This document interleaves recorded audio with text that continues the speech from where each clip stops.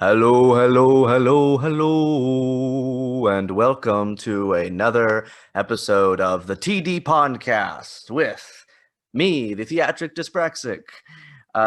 It has been a little while since I've done an episode of this, mainly due to motivation issues. But this week is actually Dyspraxia Awareness Week. And what better way to celebrate Dyspraxia Awareness Week than to bring on one of my dyspraxic friends? I haven't had a guest on in I don't even know how long. It's been ages now. But they are from the dyspraxic community that I was a part of.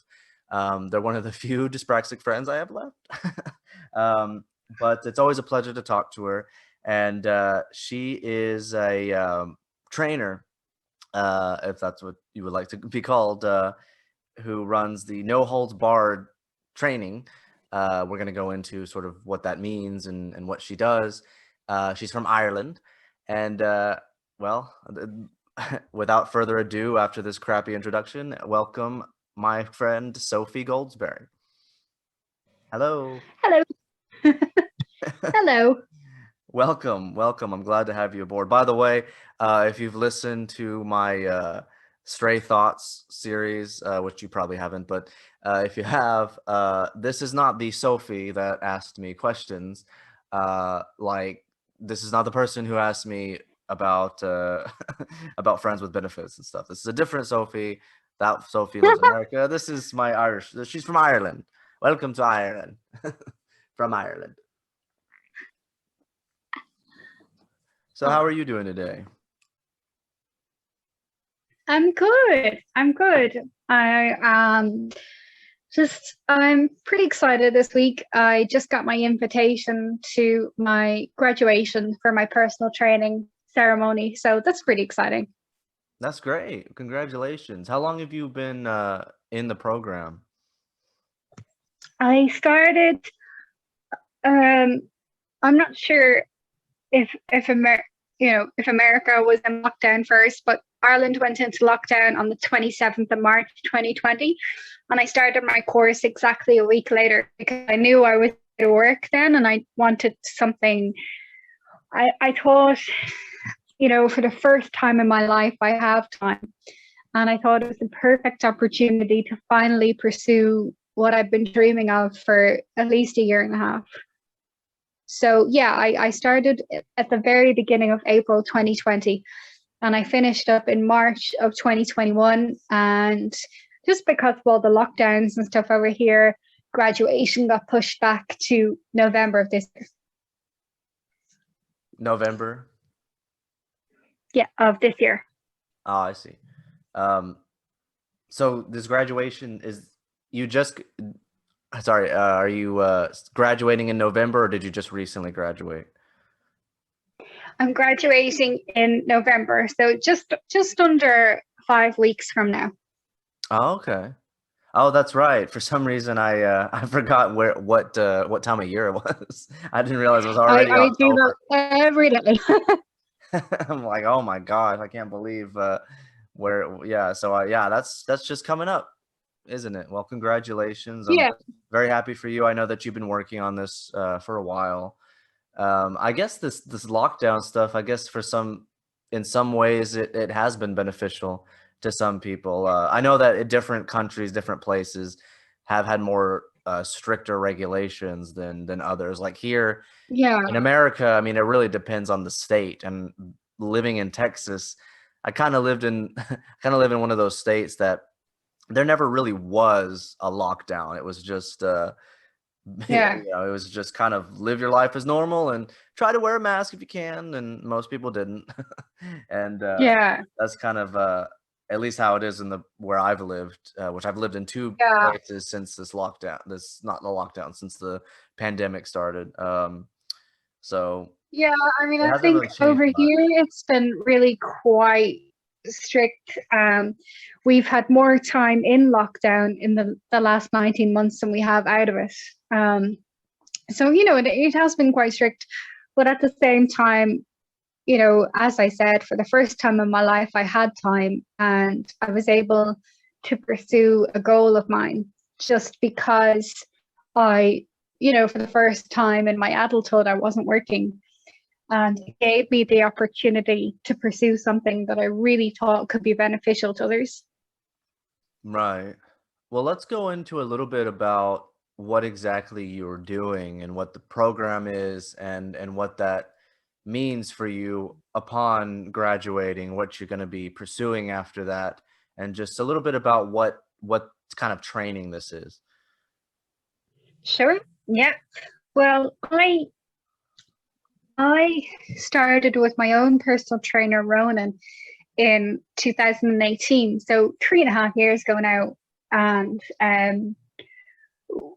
he was my 6th personal trainer, and the other 5 I'd had, they, no disrespect to them, they were nice and they're polite, but I didn't really take the time to get to know dyspraxia. As much as I tried to explain, there was an almost palpable attitude of, you're just taking the easy way out, or you're just looking for an excuse as to why you can't do things. Know all about that. And yeah, exactly, we all do. And so, like, with Ronan, my personal trainer, I kind of sought him out because I had a consultation with my knee surgeon, and I was 30 years old at the time, and he told me that I need my knee replaced. And this was actually due to the fact that, secondary to my dyspraxia, I'm not sure about yourself, Brandon, but I have very poor gait. The way I walk, it doesn't look correct. Oh, it's kind of like a little bit of a crooked walk. Is that what it is? Not really very straight. Yeah, my left foot would be kind of out to the side, and my right foot would be straight as it should be. Oh, and yeah, it is a little bit like that with me. Yeah, sometimes like, flat-footed, I guess. If I'm walking by, like, with a friend or something, I oftentimes accidentally walk into them because I'm not walking straight, and I'm just like, I'm sorry, it's it's part of dyspraxia. Yeah, I do that all the time. Like, I could just be walking in a straight line, and then I just, like, suddenly, like, I've shoved them over to the side. And to be fair to them, they're actually quite polite about that, but I do that when I'm swimming as well. I could be in the middle of a lane in swimming, and all of a sudden, I'm hitting someone in the face because I've lost my visual perception, as to how close I am to somebody. Well, that's one of the things that makes it so daunting to what kind of makes me afraid to learn to drive, because it's like, imagine being on the motorway and and having that kind of issue. It's like, oh, scary. Yeah. Exactly. And it's so funny because you genuinely, like, I don't know about yourself, but when I'm walking or when I'm swimming and I bump into people, I genuinely think I'm actually going in a straight line, and I can't identify the point that I start to kind of swerve out to one side, and I don't, you have to run into something or somebody to even realize, oh, I'm actually doing this incorrectly. I can't even walk correctly. Yeah, exactly. But the one thing, the downside to my poor gait, is I also have hypermobility, which is, where the joints, when you're moving, such as running or jumping, the joints hyperextend, which make you more prone to injury. So when I was 30, I had dislocated my kneecap 5 times. And so I had my 6th knee surgery when I was 30, and he told me that I need my left knee replaced, and that it would be an extremely difficult recovery because of my low muscle tone. Right. And I kind of thought, oh shit, I'm only 30, I can't be, thinking about a knee replacement. So when he said that about the weak muscle tone, that was the reason why it was going to be such a horrible recovery when I do get it replaced, I said, I would think about personal training again. And so I had kind of sought out Ronan, and I had sent a message on Facebook. I was very impressed with his gym social media site. And so I sent him a message and he lived, sorry, he didn't live, sorry. His gym was based close to where I lived. And so I sent him a message, and I kind of secretly hoped he would never, ever see the message I sent asking, would he take me on as a client? But, unfortunately, he did. So then I kind of said to him, I said, look, are you willing to learn about dyspraxia? I said, because this is a major problem I faced in the past, is that the trainer thinks they know me better than I know myself. Mm-hmm. And he said, absolutely, So I kind of I took a chance. And on my first session with him, I came armed with about a couple of dozen pages about dyspraxia. And what I liked about him in the first instance was he didn't flinch when I gave him all these dozens of pages. Mm-hmm. He actually just took them and actually asked me questions about what he was reading. Oh, wow. And, and to people listening, they might be thinking, well, what's the big deal about that? But I'm sure you might have encountered it. It is a big deal. It is a very big deal. And, I'm sorry, continue. No, sorry. No, but it is a big deal because I think dyspraxia is just viewed as not a big deal, or, anybody can be bad at sport, or anybody can be bad at art. Yes, exactly.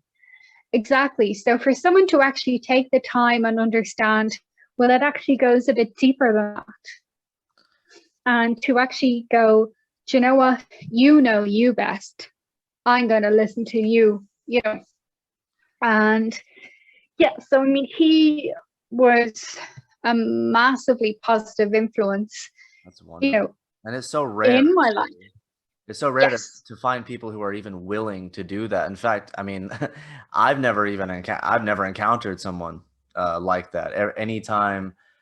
Yeah. I mean, I've had a couple of friends who might ask me some general questions, but I've never had like an employer or, me doing theater, a director, or anybody that I was working in close association with where it was necessary. Friends, it's nice for them to know but it's not really going to affect much with the friendship. But like when you're working with somebody, or like in your case being trained by somebody, or me being directed by somebody, it is very useful information for them to have so that they can understand the right approach for you. Yeah.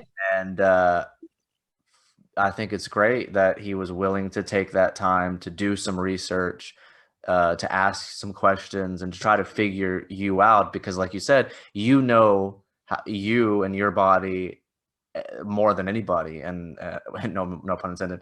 And yeah, I think it's very nice of him to do that. It's rare to have somebody willing to do that, because it is something that people kind of shrug to the side and dismiss, which is a shame, because it just makes it harder for everybody. Absolutely. I think, for the first 6 weeks, it was actually quite difficult for both of us. We were both learning about each other and trying to meet each other in the middle. And, I was trying his way, he was trying my way, and it was quite difficult. But the one thing that actually made me stick with him was, hold on, for the first time ever, someone has actually taken the time to try and understand what dyspraxia is all about. And, so I did stick with him, and it turned out to be the best thing I ever could have done. Wow. That's great. Yeah. So what was he showing you exactly? What kind of techniques and movements and things like that? I don't know much about this kind of stuff, so I would like to hear a little bit more information about some of the specifics of what you guys were doing. Yeah, I mean, in the first kind of 6 to 8 weeks, he was just really seeing how my body was able to move, and if I had any challenges with basic body weight movements. So we would go through things like lunges and squats and push-ups and things like that. So he was able to see, okay, she has a problem here. Let's try and work around this.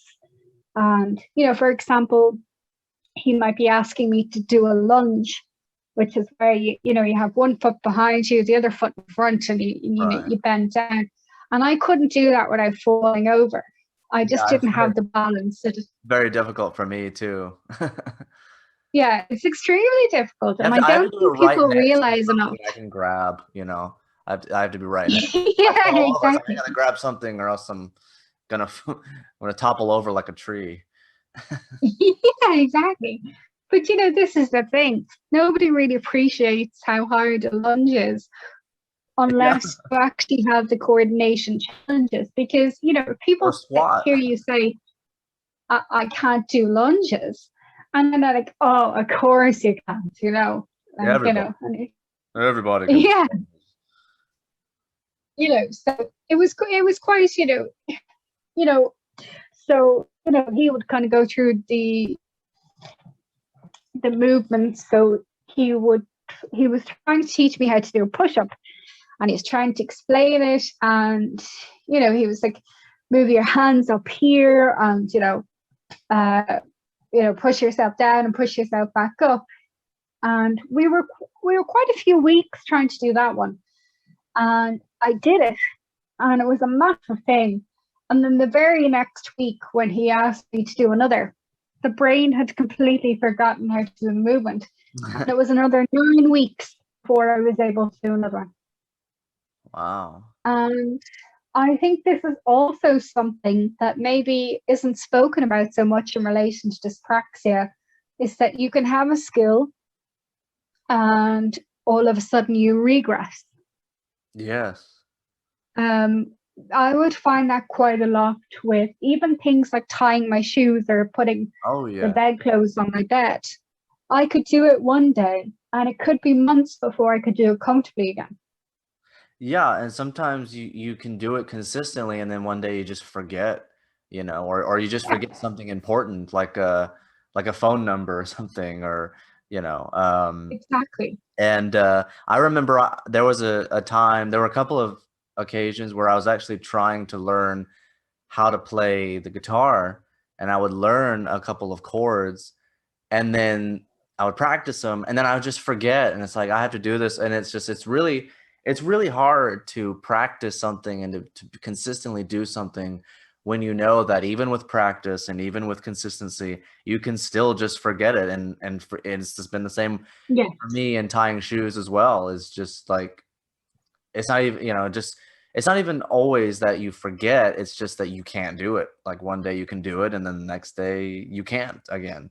And it's exactly. It's baffling for other people who are around observing that, and you're like, how did you forget how to do that? It's like, well, it's my brain.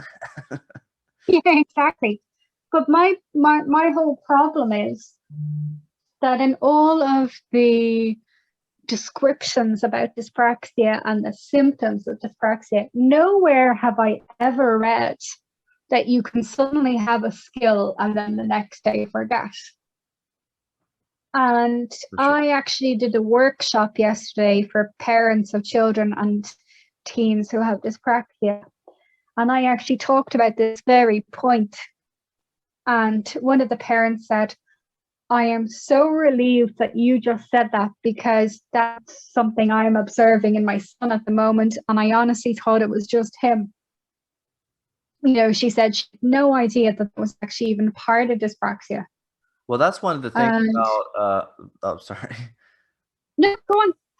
That's one of the things that, as dyspraxics interacting with other dyspraxics, it's like, yeah, you do find these symptoms. And of course, when you first read about them, you're like, oh, this is all describes me perfectly, but it's not the full story. And then you think that, okay, well, I do have this, but then there's other issues that are just me and my, deficiencies. Yeah. And then you meet other people who go through the same things, like what you're just talking about. Yeah. And that seems to be a common thing that isn't really listed in a lot of symptoms. And a lot of times when you do read about dyspraxia, or you read like descriptions of it, there is a huge emphasis on just the coordination stuff, and Yeah.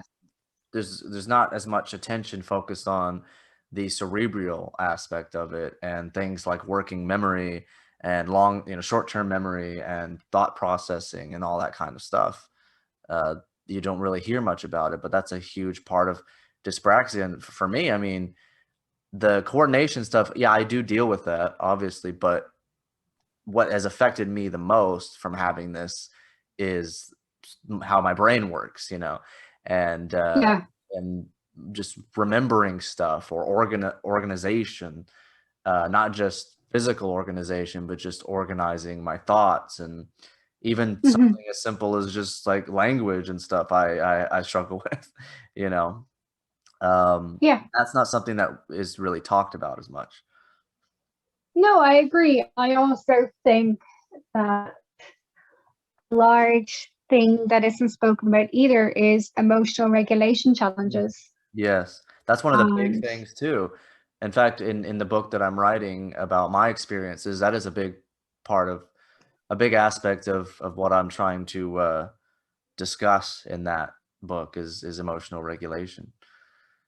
yeah, and before I knew really what emotional regulation challenges was, because of all the things that I've ever read about dyspraxia, it was just coordination, coordination, coordination. And so I would be going to my doctor saying, I don't understand this. I'm happy one moment, and then literally 30 seconds later, I could be furious. And then I could be crying or something, and what I call all emotions in one day, Yeah. And Yeah. I was actually, My emotions are like nearly Texas weather. Changes from exactly. minute to minute. Like if I had a graph for my emotions on a daily basis, it would just be, there would be no even line. Yeah. Yeah, It would just be be like all over the place. up and down, plateaus and peaks and dissensions and things like that. Absolutely. And I think also, like, there was a point in my life where, um, I do feel um, like they were trying to diagnose me with a mood disorder. Mm-hmm. And I just kind of felt that doesn't really fit, because the mood disorder you're describing is very much black and white, in the sense, you're either high or you're low, And I said that just doesn't really fit in my head, because I'm experiencing so many different emotions in one day, but in the space of an hour nearly. I said that it just doesn't fit with me. How do you think it kind of relates to dyspraxia? What aspect of dyspraxia do you think, and I know you're not an expert, but like what do you think is the correlation between mood and emotions and having dyspraxia? Do you think it's a neurological thing, or do you think that it's a comorbidity with certain mood disorders or emotional disorders? You It's a see, curious I thing. think, well, certainly, I think definitely, I don't see, like, I don't see how it couldn't be a neurological thing in one sense, in terms of the emotional irregulation. But I also do believe that, um, I don't know about you, but I've kind of grown up my whole life thinking I can't get anything right, and I can't remember the last time I thought I belong here. And that's not meant in the way it sounds, but just I would think about that quite a lot, that I don't belong here. I'm not like other people. And I think, that plays with your emotions as well. And I think there's such a big low self-esteem issue as well. I I don't want to sound like self indulgent or anything, but there's a line that I wrote in my book about that feeling of not belonging and not fitting in. And I Yeah. described it as everybody around me is like a piece of some mosaic puzzle, and I'm like a marble among them, you know? Like I I'm not even the same. Not only do I not, am I a piece that doesn't fit, but I'm not even the same thing, you know? Yeah. And I actually think that describes it perfectly. Like I can't remember, and as I said, not wanting to sound, depressing or anything like this, because I'm actually you're in the not right show I'm for not it. feeling any, I suppose, weird, overly emotional state when I think about it. But quite often I would just wake up and think, I don't actually belong here. Like I don't belong with other people. Like a disconnect, You know? like a Yeah. detachment of your surroundings. And I wonder if part of that, I think there's many different factors that come into play with that sort of thing. Um, Part of it might be just a part of, the neurological aspect of dyspraxia. And part of it may be the fact that because of the other struggles that we have, it kind of shapes our sense of self and our self identity and our lack of confidence, And it's strange for me because as a child, I was a lot more confident. And then as soon as I Yes. started progressing into adolescence and I started having a little bit more awareness of myself and my surroundings, and I realized how much I didn't really fit in and how I didn't really have like close connections with people as like other people did. Um, Yeah. and that kind of changed me and shaped me into being more timid and detached and withdrawn. And I think, and of course, in my case, things, unfortunate things happened. I got misdiagnosed with something else that I didn't have, and it Yeah. changed everything for me. And I go into a lot of detail about that in my book. And so that obviously my experience going through that is a little bit different. But I think in the same sense, having all these, every dyspraxic that I meet has had incidents that are very similar, of being Yeah. like publicly shamed, humiliated, bullied, by both teachers and students. Just the confusion other people have. Um, it seems to be almost a universal thing between people who have dyspraxia. Yeah. I agree. I do hear a lot about that. And it is comforting in the sense to know that you're not alone. Like I had a physical education teacher in primary school, so I was 11 years old, and she was just, you know, God help me, but horrible.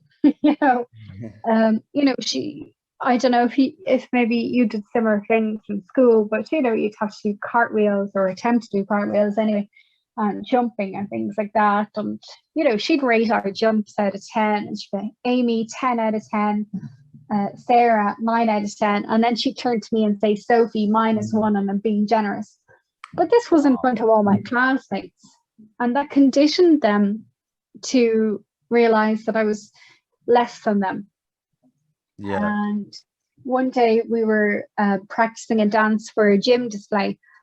So a gym display, basically you're doing tumbles and cartwheels and headstands and climbing bars and things like that. So it's just basically just showing off what you've learned in physical education. But we had to do a dance as well. And she stopped the tape and pointed to me in front of 70 other kids, called out my full name and said, has nobody ever told you that you're pathetic at everything? And I was 11 years old, but that still sticks with me. Oh, I can imagine, especially at that age. It's such a tender age. Yeah. I And mean, you're just about to go through some major changes in your life, yeah, yeah. I mean, it's. I mean, as you know, like certain things happen to me at that age that just Yeah. sort of change things, and that's terrible that they would even say something like that to you. Like, does But it neither not can really occur to you. them what kind of effect that could have on an adolescent and on a child? See, I just think like they were aware of my dyspraxia diagnosis, but I just think it was such a different time back then where it was very rare, because I actually had 8 years of tests before I was diagnosed. and then that's how little known about it was back then. Like, I started having, probably before you were even born, having tests. So I think I had my first tests when I was 3 or 4, so back in 1991, and I had lots of brain scans, and they were certain I had to have a brain tumor or something like that, because they were thinking, here's a kid who has missed every single physical milestone there is to miss, such as sitting, walking, crawling, standing, running, jumping, everything like that I missed. And then I kept falling downstairs. So, they did think, okay, there has to be something seriously wrong, and I had 8 years of tests before I was diagnosed. Well, it's incredible that they even spotted it, to me, because in my case, Yeah. I mean, even like, in America, it's still probably just as unknown now as it was over there then, even more so because it's not really spotted over here. And obviously that's been my experience. What age were you whenever you were actually diagnosed? Yeah, I was 11 when I was diagnosed. So I started having tests when I was 3.5, and like I said, I had missed all my physical milestones, and I was falling down the stairs, and I would just trip over my own feet, and couldn't cycle a bike, nothing like that. And so I started having my tests around 3 or 4 years old, and I wasn't diagnosed until I was 11. But when I was 9, I started getting really bad ear infections, and my ear would bleed quite a lot. Oh. And so they did another brain scan, and they found a tumor behind my eardrum. And my parents kind of thought, maybe this explains why she can't tie her shoes or, can't cycle a bike. And I completely understand that view. I completely understand why they would have thought that. Because when they removed the tumor, it was very close to my brain. So they were kind of thinking in their own heads, maybe this explains it, After I had the surgery to remove it when I was 9, nothing changed. I still couldn't tie my shoes. I still was falling over all the time. The only thing that it was a benign tumor. But the only thing that had really changed was that I no longer fell down the stairs. Oh. And then I was referred to a neurologist when I was 11 in the children's hospital, and after extensive testing, then I was diagnosed with dyspraxia, Asperger's, and sensory processing challenges. Do you feel like all those things sort of fit? Do you think all the diagnoses were correct? Honestly, yeah.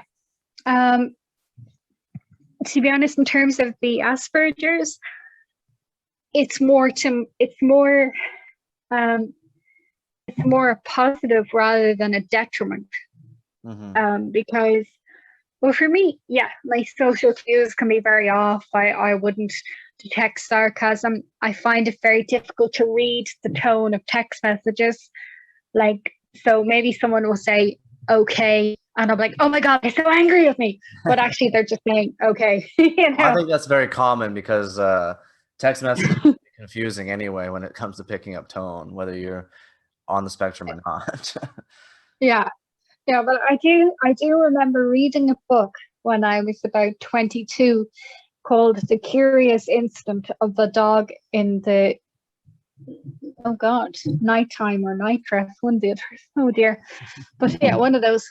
And I remember reading it and thinking, oh my God, every page sounds exactly like me, but actually he was the protagonist in the book had, Asperger's or autism, but every single page I identified with. I was like, I do that,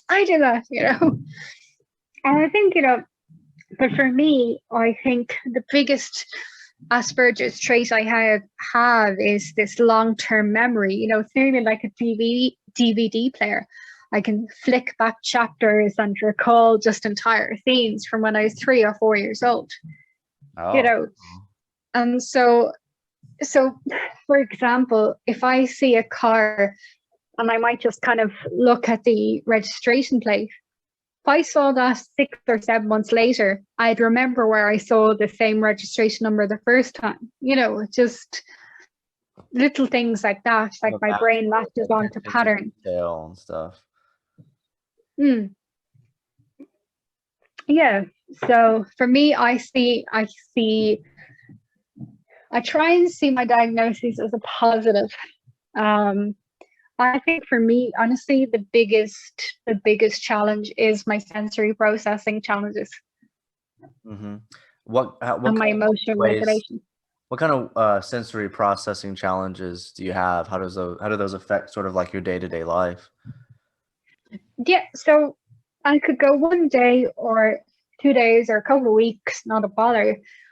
And then all of a sudden, it's like every single sound is magnified times 100.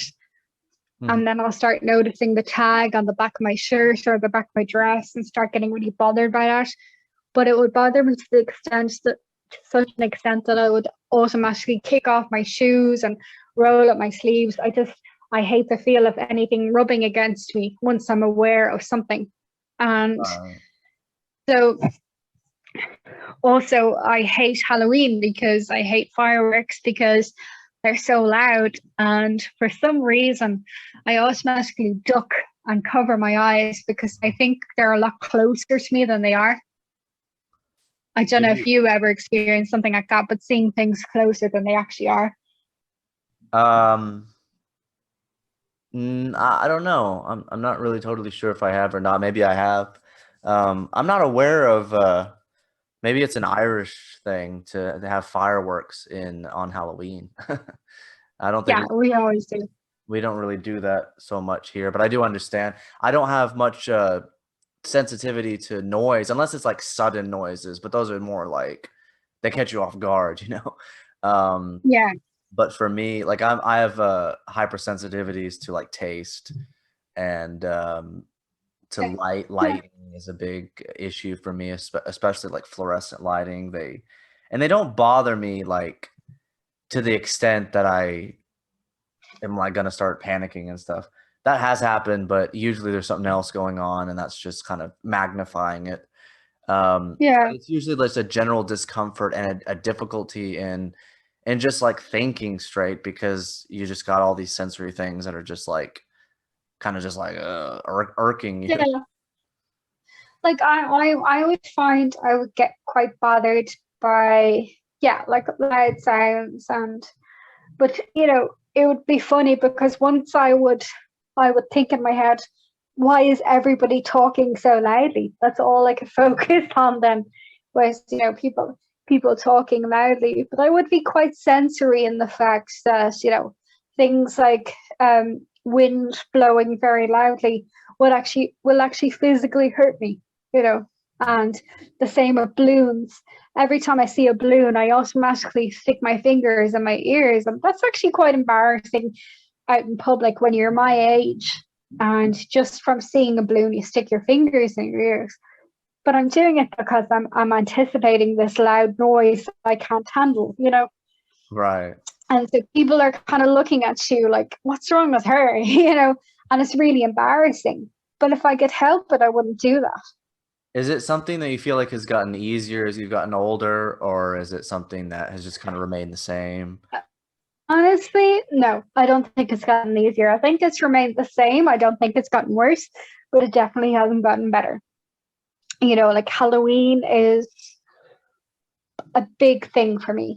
I get quite anxious about it, and it's all because of the loud noise that's associated with fireworks and things like that. But what I do find helpful is that I have a couple of sensory lights in my room. So you can they're not any special brand or anything, like they're just disco lights or whatever, but you have loads of different options to set, if the lights are going to be still or a mixture of different colors. And so I will just turn my normal light off and just lie there watching the patterns on my ceiling. And it just kind of calms me down a lot.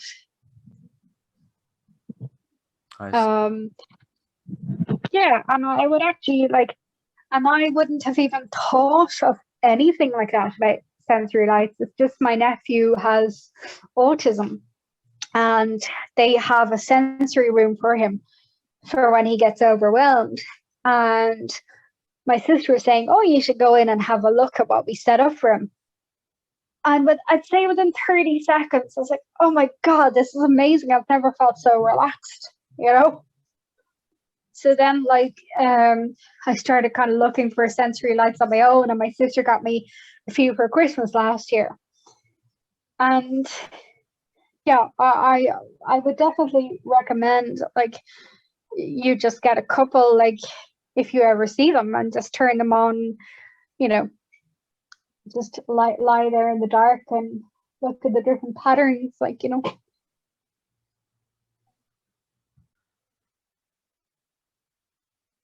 It's interesting how there are so many correlations between different disorders that affect the sensory, like, autism spectrum disorder, but also dyspraxia and ADHD and things like that.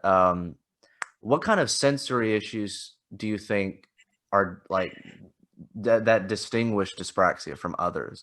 Do you think that there are sensory aspects to dyspraxia, or do you think it's just a comorbidity with things like ADHD and autism that are known for having sensory connections? Do you think that dyspraxia in particular has certain ways that were affected by sensory information? I mean, I guess yes and no. I suppose it's a harder question to answer because I do have comorbidities with other challenges, but I do think maybe some things may be more upsetting, such as, I hate the feeling of my ankles touching each other when I cross my legs, or I can't stand the feeling of my wrists, touching off the desk. And I actually think maybe that's like a coordination thing, because when I cross my legs, sometimes my ankles will bang into each other because I don't get the, I don't get the movement correct. And so maybe it's little things like that might be dyspraxia specific, such as the feel of your limbs against something, or banging your hands, or accidentally banging your hands or your ankles against each other. Right. Or just standing and trying to get your posture centered.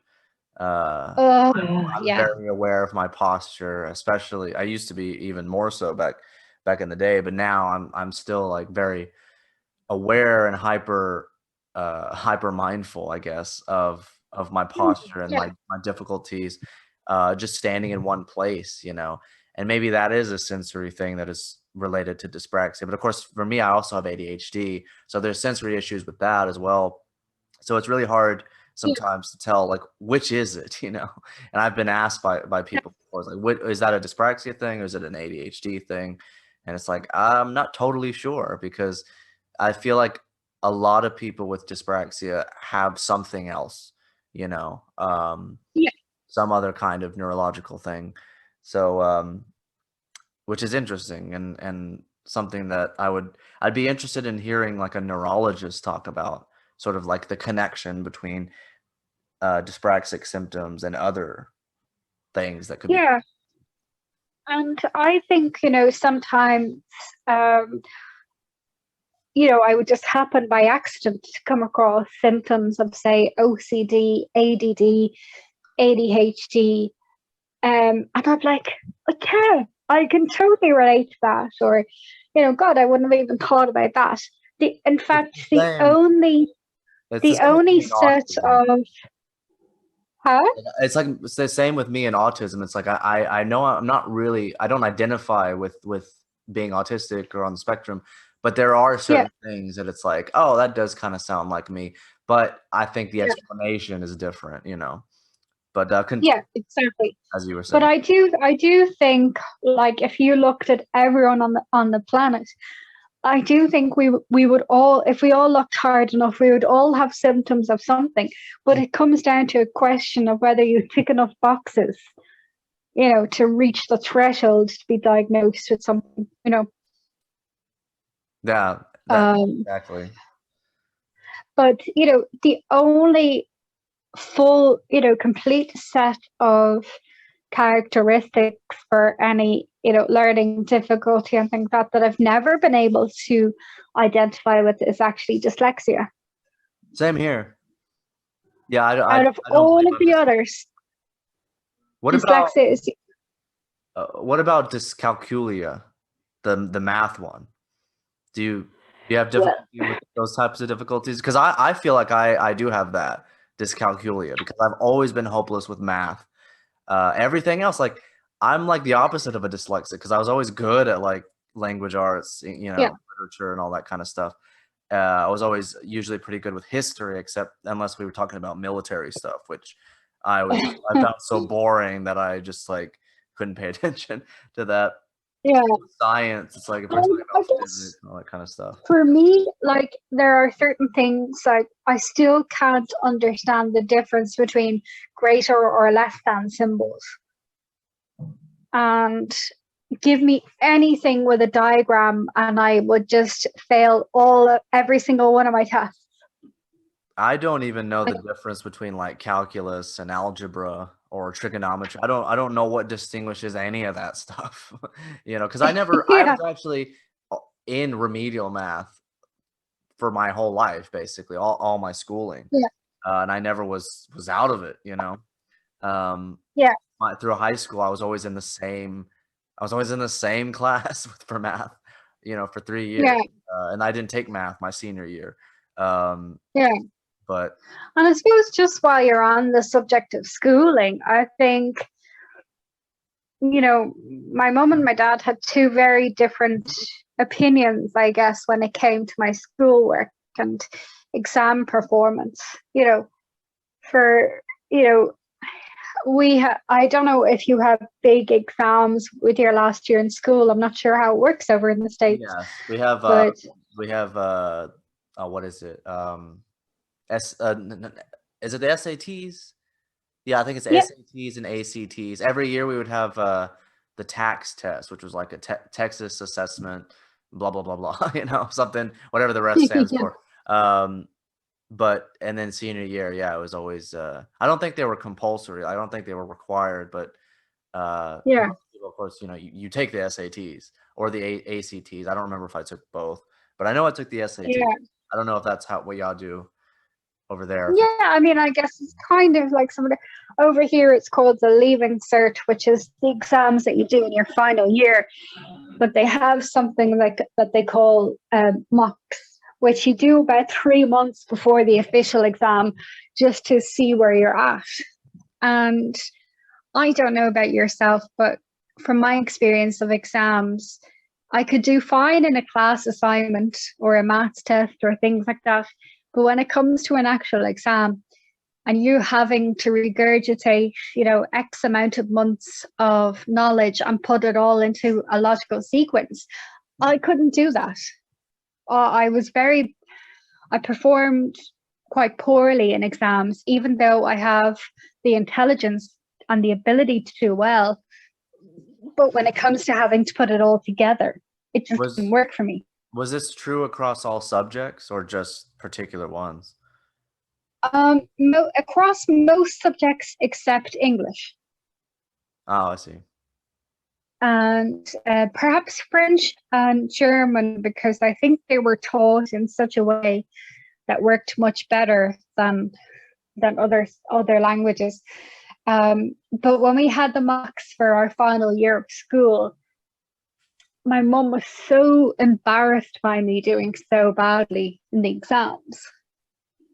And, she was so cross with me for not performing well in the exams.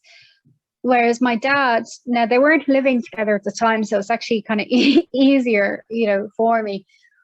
but without a question being asked and without a second of making me feel bad, my dad did the kindest thing he could have ever done for me, which is sign my permission slips to move from higher level subjects to ordinary level.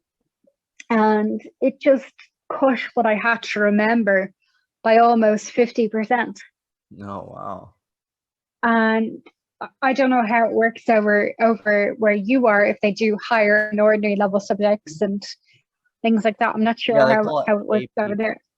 It's AP, and all my siblings took AP classes, and I didn't. I took all regular classes except for math, where I, was a remedial, which is kind of embarrassing. But and it's funny because it's not embarrassing though. It is confusing.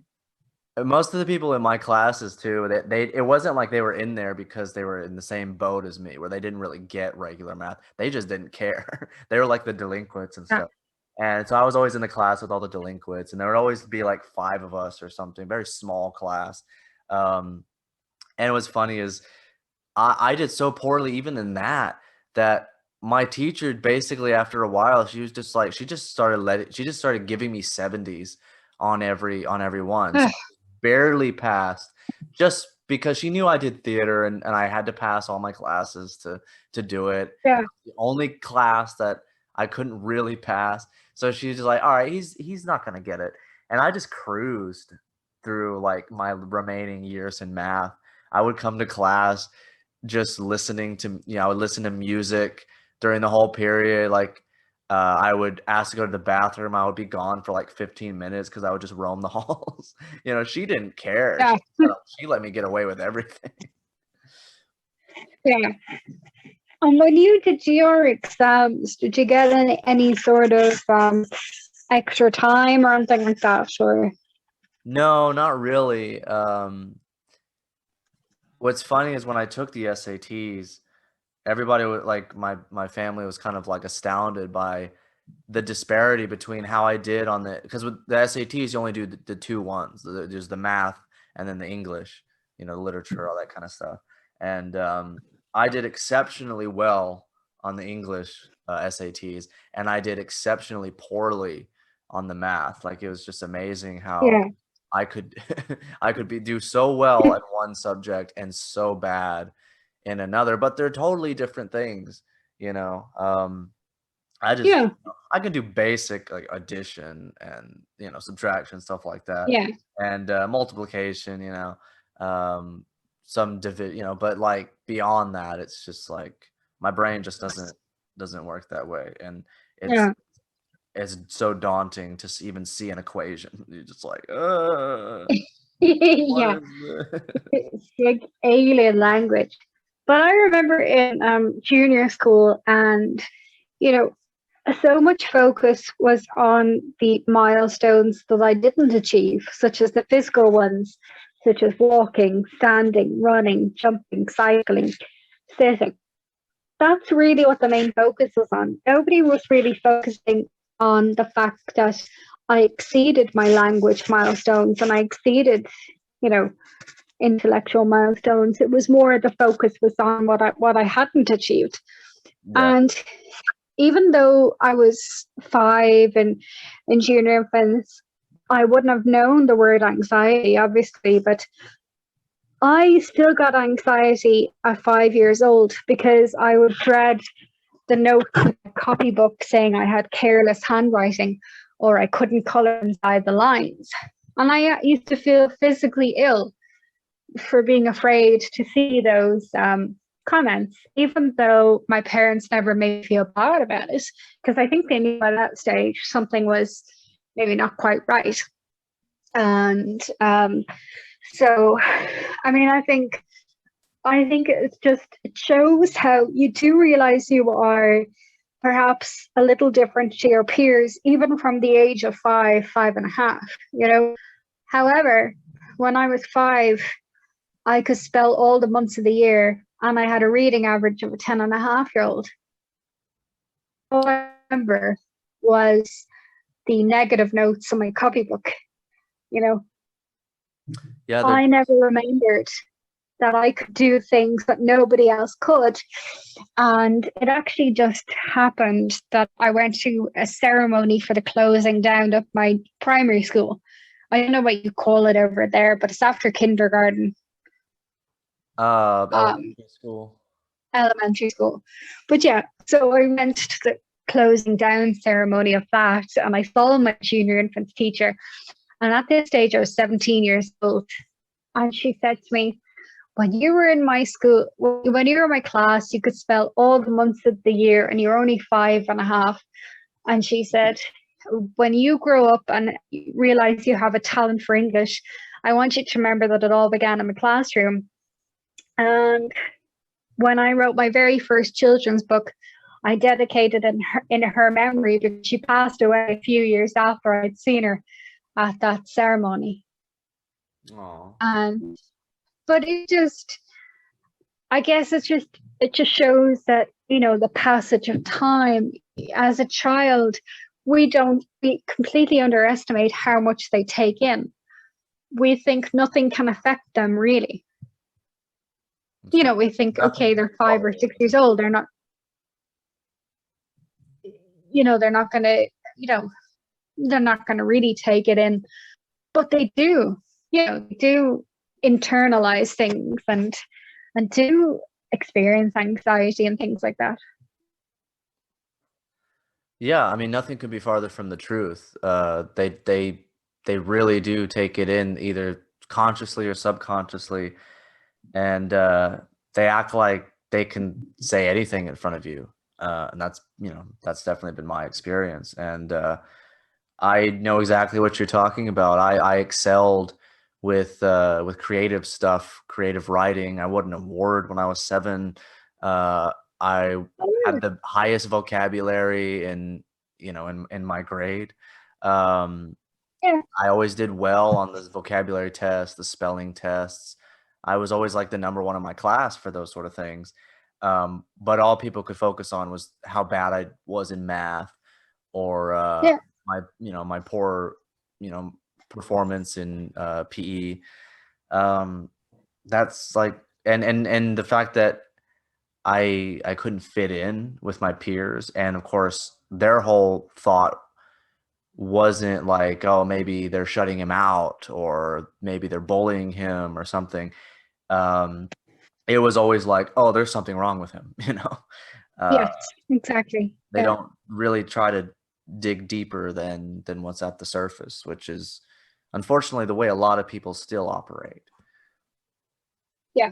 Oh, no, I completely agree. But I think it's only just, it's only in recent weeks that I realized what was happening there when I was a 5 and 6-year-old. That the feeling of sickness in my tummy about getting those messages in my copybook is actually called anxiety. And I suppose it just kind of goes to show that kids are a lot more intelligent than you give them credit for, even if it would appear that they have challenges that other people don't. It doesn't mean that there's nothing wrong with their intelligence. It doesn't mean there is something wrong with their intelligence. Right. They're still aware of things. They still are. They're observers. I was a huge observer as a kid, and it's interesting because I remember very well how I was as a kid, how I looked at the world, how I observed things. And I admit, in my early years, it probably wasn't until I was like 8 or 9 that I really started to actually analyze these types of things. Because before that, I was just always distracting myself with my own ideas and using my imagination and stuff like that. And I kind of miss those days where I was a bit more headstrong, and I was like, I mean, I had a bit of an ego, which was not a good thing, but I had a lot of confidence. I believed that someday, everything was going to come together. And I kind of dismissed like my shortcomings. I knew they were there. I knew that I had these struggles and these difficulties and stuff, and they bothered me for sure. But I still just thought, oh, none of that's going to matter when I'm famous, or none of that's going to matter when I'm celebrated for my talents and stuff. But even as far back as 7, when I was placed on medication, it was still just like none of the stuff, even though just a couple of months earlier I won my award, it was still just about, the difficulties and the fact that I missed these milestones. And it was difficult for me because I had my twin sister. So all people did was compare me to her and how she was doing, how she Yeah. was progressing. And so it was, I don't know, it was challenging. Yeah, no, I can't imagine what that must be like, just constantly being compared to someone, and and it's something like, even now, I have to be so conscious of, even around my own nieces and nephews. And it's a challenge sometimes to not say you're X amount of years older than him, and he's acting better behaved than you are, and things like that. That is a challenge not to say, and you kind of have to stop yourself and say, well, do I really know what's going on in her life, that there's a certain difference in maturity than I think she should have than what she does have. I think that's the difficulty And about being around children is just being aware of how they pick up on things, and just yeah, empathizing with them, and just knowing that, what you say to them and your actions towards them, even just by ignoring them or dismissing them, that can have an adverse effect on them. And some of those things are unavoidable, and it is just what it is. But I don't know. That's kind of how I am, and I'm not around children very often these days. My nephew lives many many miles away, and I don't really see anybody who has kids, or anybody in general, actually. But when I am around kids, it is something like I try to leave a positive impression, But yeah, yeah, those things, because those things stick with them. They shape them, and they shape their yeah, memories, and you want to make sure that they have positive experiences. But at the same yeah, time, some things are just out of your hands. yeah. And I think, just, I suppose, a thing that I try and live by a lot is, I don't want anybody going through the same experiences that I experienced in terms of negativity and things like that. Like, I want to find their positive side. I want to find their talented side. Yeah, you want that to be the focus, and that to be Because their identity and who they are. yeah, because I think, as I kind of spoke about in a very roundabout way, so apologies for that, but you know, I do think that when you have any sort of learning disability, or hidden disability or anything like that, the focus is always on your shortcomings as Exactly. distinct from your achievements. And the key is being And supportive and encouraging, and assisting with those shortcomings and those struggles, but also reaffirming that, this, I recognize that this isn't you being stubborn and stingy. This is something like yeah, I understand, and I think stuff, I don't expect like this to reach a wide audience, but I hope that anybody listening uh, take something from it, and hopefully, I'm sure sharing your story, sharing our story, and um, I hope, hopefully that can resonate with people. yeah. And I mean, I have to say, like, you've been really patient, because I am very conscious that I do flip from one topic to the next in a matter of 32 seconds, Oh, so do I. but um, but I think, for anybody listening who doesn't have dyspraxia and is asking themselves, what's going on here? And what I would say is, this is dyspraxia. This is it in a nutshell. You can't keep focused on the one thing for very long. Your brain goes on a little nature walk, and you start on to the next topic, and In a way, And it's it's like an actually, adventure, though. That's one of the good things I like about it. Is like it can be like, oh, you never know where this is gonna go. What are we gonna talk about? definitely.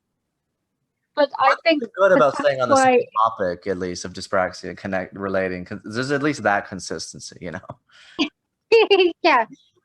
But I think also though it's very helpful to me that you didn't seem put off by the fact that I you know that I changed topic quite a bit, and it's not that I'm not paying attention to what you've just asked me. It's just this is dyspraxia. Your brain just kind of takes a scenic route, you know. See, if I don't And even then do it as patience because I mean I get it. Like yeah, I'm the same way. I don't even find it questionable or anything because I mean yeah, it works for me because that's just kind of that's how I operate. And you know, if yeah, it's just the way it flows. It's like it just the conversation goes here, goes here, goes here, and you know it. absolutely. And I think, I suppose, just for me, I'd rather it flow maybe in about 1,010 different directions than be stilted and awkward. you Oh, know. I've been there. That's happened on here. Not mentioning any names, but Yeah, so one thing I want to. but but Oh, go ahead. no, you go. Well, I was gonna change the subject. So if you had something else, something else to say about what we were talking about, feel free to share. Yeah, I mean, I guess we kind of started out talking about the course and personal training, and then I think it sort of I think it took us to very interesting um places. you know but I think I suppose one thing I was trying to get at in the beginning, um in terms of my personal trainer, and for the first 6 weeks of being quite tough and sticking with each other, it was that for the first time I had someone who cared enough, who wasn't part of my family, to bring me to a different level.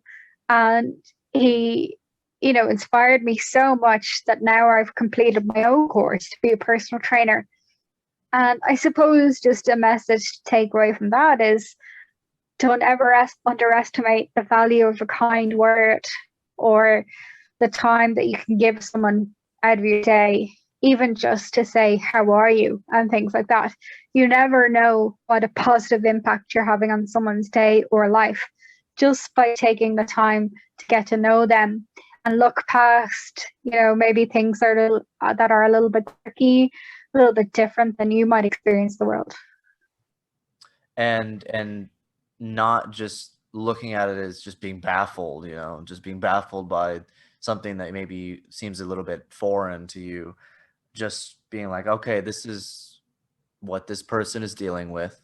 Um, let's try to find some methods to kind of manage that and work around that and Yeah, kind of I agree, because I think especially when you're maybe a teenager, differences are quite important. And I'm sure maybe you've found yourself that sometimes it is a struggle to kind of fit in when you're amongst teenagers. And now,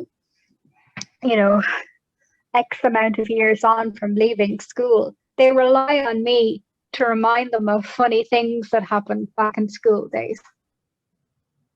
And who does?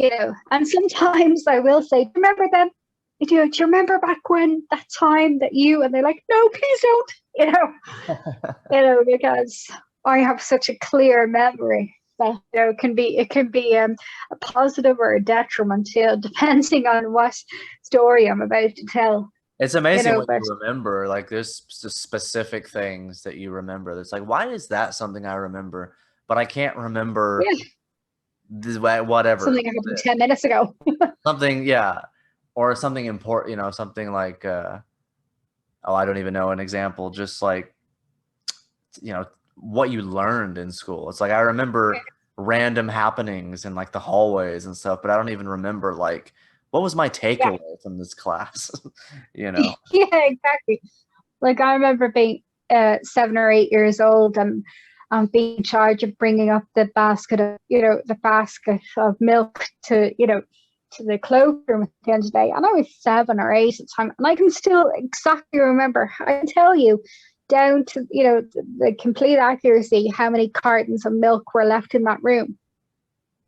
And yet I couldn't remember something that happened yesterday, but I can completely visualize how many cartons of milk there were when I was 7 years old in the cloakroom. So now that you are kind of graduating from this program, you've come a long way. What's the next step for you as far as your training? What is your graduation mean to you? What does that entail for the future? What are your plans going forward? I mean, I guess it's a big moment from the sense that I have a terrible habit of starting out a project and not following it through. Because what happened, and it's not, it's always with the very best of intentions, but I'd be halfway through a project and all of a sudden go, oh, I want to do this, I want to do that, I want to do this. Yeah, and so it'd be exactly very rare that I actually, yeah? Yeah, I do. I Think? mean, I deal with it too. I think that's a common dyspraxic thing. Yeah. It's like you have so many projects that that are going through your head at the same time. With the very best of intentions, a lot of the time you don't actually follow them through to their conclusion. So this in itself is a major thing just by finishing it. But when I first started it, I wasn't expecting to pass the first assignment, the first module, the first exam. Every single milestone I expected to fail. And so I think it's just, I guess it's just a sort of thing where, it's a physical acknowledgement that you didn't give up no matter how many times you thought you wanted to, but also it's defying all the odds, it's defying every single bit of logic that dyspraxia is. By saying I'm going to be working at a gym and teaching people how to lift weights when I can't, when I can't do a lunge, it defies all the logic. But that's really the best part about it. It's like you're not a typical person, but it doesn't mean that you can't do things that are really going to help others. And I kind of apply that too to me doing theater. It's like there's so much physicality and so many things that with theater, a dyspraxic, you think they would struggle with, and they do, but it's something that, seems kind of out of your lane, but you still do it because it's your passion, it's what you want to pursue. And, whether it becomes your profession or just becomes something you do on the side, whether you excel at it even in a small way, it is an accomplishment. And for you, not just having dyspraxia, but also having sort of like your problems with your knees and your joints and things like that, being able to make this sort of achievement, I applaud you for that. Thank you. No, and I really appreciate and I know you've always been very supportive of me, and it's the support is kind of hard to come by sometimes, and so for every bit of support you get, it means a lot. I never forget anybody that's showed me encouragement or support, positive. I never take that for granted. Yes. And so, yeah, I'm glad that you feel that way. And so I was actually only having this conversation with my friend earlier today, was that, with the likes of Ronan, when we started training together 3.5 years ago, I'm never going to forget the support he showed me in the beginning. That's not going to change just because I'm now qualified as a personal trainer myself. I'm never going to forget that I came from nothing. I came from a person who couldn't do a lunge without falling over, to now being someone who trains other people. And that's purely because someone took the time to understand who I was. And I'm never going to forget where I came from. I came from nothing. And someone just helped to build me up as someone who believed I could do something and make a change in the lives of others. That's where it starts. That's just having that one motivator, I think, can bring you to lengths that you never really thought you could achieve. What are sort of the things that, being in this program, you've been in it for as long as you have, what are some of the biggest takeaways that you have from it, that you've learned, that you've discovered, that has helped you going forward with your training, and how are you going to apply that to perhaps if you have clients yourself? Yeah. Well, yeah, I guess one of the things that I learned is, everything can be tailored to an individual's ability, but just because something may need to be modified to an outsider looking in as what would be perceived as a simple version, they're still doing the exact same movement, so still getting the exact benefit from it. So I suppose realizing that there's no shame in doing, what others would call a simplistic, like a modified version of something. Yeah, and some people would view that as a negative, or some people would view that as, yeah, or maybe you, because you did, a less skillful version of a movement, that you haven't achieved as much as the person who can swing themselves from bars and pull themselves up, but you're doing the exact same movement in a different form that they're doing, so you are still achieving the same thing. And I think one of the key things I'm going to instill when I start training people is, I'm not interested in competition. I'm not interested in who's better than the other. All I'm interested in is that you can get a boost to your confidence. And that's all I want for my clients.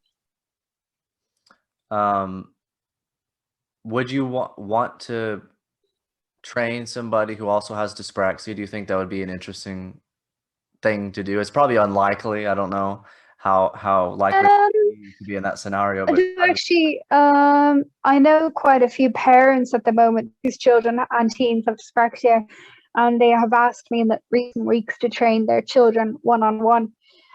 And I think absolutely, because as much as Ronan made the effort to learn about dyspraxia, I think there's no compensating for the real thing as such. And, to be able to stand in front of a dyspraxic client and say, I understand that, today you're being bothered by the loud music or the banging in the background and stuff like that, and the next day they're not, Mm-hmm. To have the experience to be able to say, I get why this is happening, and I completely understand, and if you want to change what we're doing today, that's fine, And so I think it would be beneficial for people who have dyspraxia to be trained by someone who has dyspraxia, purely because I think it's such a complicated thing. I think it would be a big comfort to someone who understands, I guess, the low self-esteem issues that naturally come with being in a gym when you see people doing such complicated movements, and to understand the sensory challenges that come with dyspraxia, and understanding that those days are unpredictable, and to give them a choice of whether they want music playing or not. And that depends on how they feel on any given day, not about what I want to put on. Yeah, and you could also lead by example as well, and the fact that you are a dyspraxic and also accomplished in the way that you are, it could give them a motivation where they look at somebody and you could be their role model, and an example of somebody that can achieve something like they can, you know, like it shows them that they can also overcome certain things that they are struggling with because they see somebody in their life who is doing great things despite having the same difficulties that they have. Yeah,